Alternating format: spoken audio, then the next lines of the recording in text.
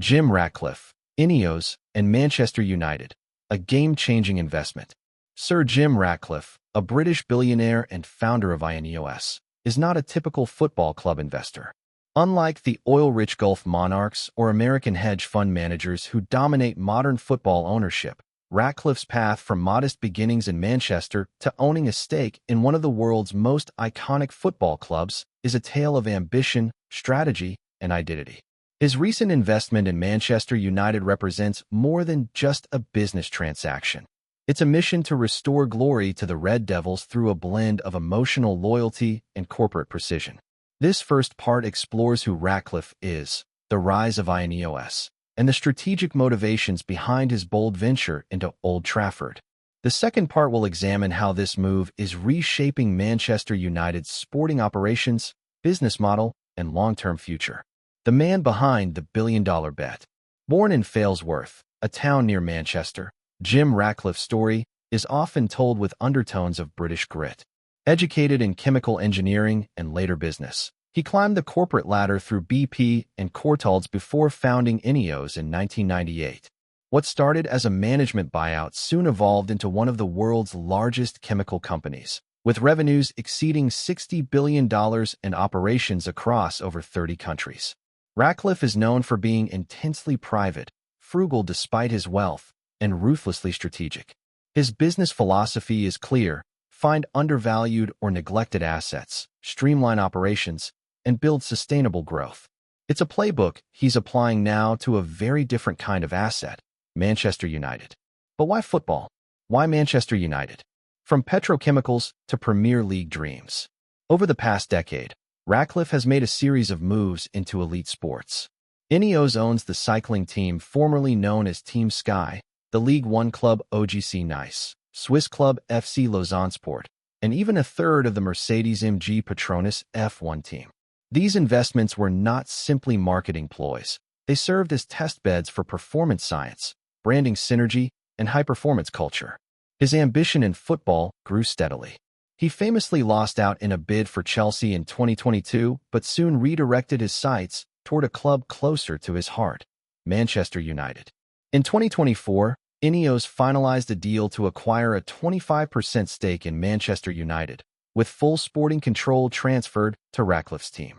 This unique arrangement left the Glazer family still holding majority ownership, but ceded power over football operations to Ratcliffe and Sir Dave Brailsford, the performance mastermind behind Team GB's cycling dominance. Why Manchester United? There are three key strategic reasons why this deal made sense for Ratcliffe and INEOS. Emotional and personal roots. Unlike many foreign investors, Ratcliffe grew up a United fan. His investment is driven by legacy as much as return on investment. It's not just a business, it's personal. Brand power and global reach. Manchester United remains one of the most powerful brands in global sport. Despite over a decade of underperformance, the club's commercial revenues are massive, its global fan base unmatched, and its media rights highly lucrative. For INEOS, which wants to boost brand recognition beyond industrial circles, United is a vehicle of cultural relevance. Turnaround potential. The club's bloated wage structure, chaotic transfer policy, and lack of sporting coherence represent an opportunity. Applying the INEOS formula of discipline, data, and long-term planning could yield not just trophies, but significant asset appreciation. Ratcliffe believes the club is undervalued in terms of footballing potential, exactly the kind of opportunity he has built his empire upon. A new sporting structure. The most radical aspect of Ratcliffe's takeover is not the ownership stake, but the operational overhaul. INEOS has appointed a trio of respected executives to reshape the footballing structure. Sir Dave Brailsford, Director of Sport, Omar Barada, CEO, poached from Manchester City, and Dan Ashworth, incoming sporting director from Newcastle United.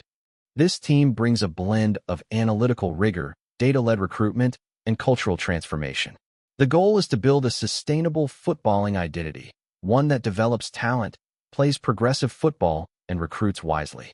Gone are the days of panicked signings and top-heavy wage bills. In their place, performance metrics, succession planning, and strategic scouting. Risks and resistance. Of course, there are risks. INEOS only owns 25% of the club, and must work alongside the unpopular Glazers. Fan skepticism remains high, and early mistakes, such as the handling of Mason Greenwood's future, have already drawn criticism. Furthermore, turning around a football club of United's size is not a quick process. Success will be measured not just in league positions, but in culture change, youth development, and smart recruitment. Ratcliffe and his team must be given time, something that the impatient world of football rarely affords. As Jim Ratcliffe and INEOS step into the heart of Manchester United's football operations, the expectations are monumental, but so are the challenges. Reviving a fallen giant like United is not just a question of pumping capital into transfers or upgrading the Old Trafford infrastructure. It's about rebuilding a culture of excellence, rooted in modern practices and long-term strategic planning. The Old Trafford conundrum. One of the most symbolic and pressing matters is the state of Old Trafford.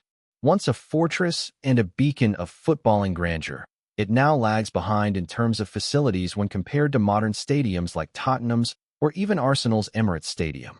INEOS has acknowledged this shortcoming and is reportedly evaluating two major options: a comprehensive renovation or a full rebuild on the current site.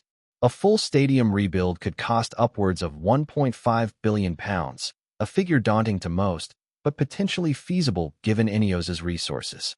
However, Ratcliffe's track record suggests he prefers efficient, sustainable investments over vanity projects. Either way, addressing the stadium will be critical not just for commercial growth, but also for restoring a sense of pride and belonging among fans. Reinventing the football structure. Perhaps the most radical and promising shift under INEOS is the restructuring of United's sporting operations. For years, Manchester United has suffered from a lack of footballing coherence, frequently criticized for being a commercial entity first and a football club second. The appointments of Sir Dave Brailsford and Jean-Claude Blanc signal a seismic shift toward data-driven, performance-oriented management, akin to the marginal gains philosophy INEOS employs in cycling and other sports. Brailsford's involvement is particularly intriguing. Although he comes from a cycling background, his methodical approach to performance improvement, breaking down every component of a system and optimizing it, is highly translatable to football. Under his guidance, INEOS may not only overhaul recruitment and coaching, but also build a high-performance culture from the youth academy up to the first team. Meanwhile, the appointment of Omar Barada, a seasoned executive from Manchester City, as CEO, is a masterstroke. It signals a desire to learn from United's local rival, whose consistent success over the last decade has been built on long-term planning, infrastructure, and a deep-rooted footballing philosophy. Navigating fan expectations and legacy pressures. Another major challenge lies in managing the expectations of United's global fan base. Unlike OGC Nice or Lausanne, Manchester United is a religion for millions around the world. Every decision, from sacking a manager to signing a backup right back, is amplified under the global microscope. Ratcliffe will need to tread carefully, blending realism with ambition. His strategy seems to recognize this.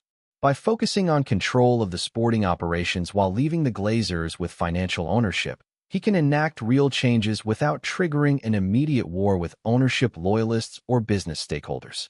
It's a pragmatic compromise, not ideal, but workable. Over time, if success follows, the perception of Ratcliffe as the true custodian of United's legacy could solidify. It's also important to recognize that United's problem is not just poor leadership, it's the absence of a football identity. The post-Ferguson era has been marked by tactical confusion, impulsive appointments, and contradictory recruitment strategies.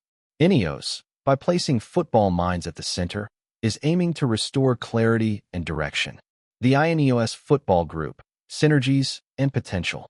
Beyond United, INEOS now controls a small but growing network of clubs. Nice in League One and Lausanne in Switzerland offer experimental environments, while United represents the crown jewel. There is potential for a multi-club model here, similar to the City Football Group, but INEOS's model is less about branding and more about shared intelligence and development pipelines. If utilized correctly, INEOS could replicate elements of the Red Bull model, identifying young talent, developing it within the ecosystem, and eventually integrating it into the senior squad at United. This would not only help United avoid overpaying for talent in the transfer market, but also ensure a consistent footballing philosophy across clubs. Of course, this raises ethical questions. Will fans accept being part of a corporate footballing web? Will nice fans resent being a feeder club? Ratcliffe must manage these dynamics carefully, maintaining the independence and integrity of each club while still leveraging their collective value. Long-term ambition, glory, not just growth. For all the talk of boardrooms and backroom appointments, the ultimate metric remains the same: trophies. Manchester United's last Premier League title came in 2013. For a club of its stature, that's a drought bordering on a crisis. Ratcliffe knows this. His vision is not to stabilize the club, it's to restore its place at the summit of world football. But glory won't come from simply mimicking Manchester City or Real Madrid. United must carve its own path, blending its history, its fanbase, and its cultural DNA with modern tactics and structures. That's what INEOS must enable. Interestingly, Ratcliffe doesn't just bring money or management. He brings belief. Belief that a structured, disciplined, and smart approach can resurrect giants. He's betting that football, like any other business or sport, rewards clarity, consistency, and courage. Conclusion: the Jim Ratcliffe era begins.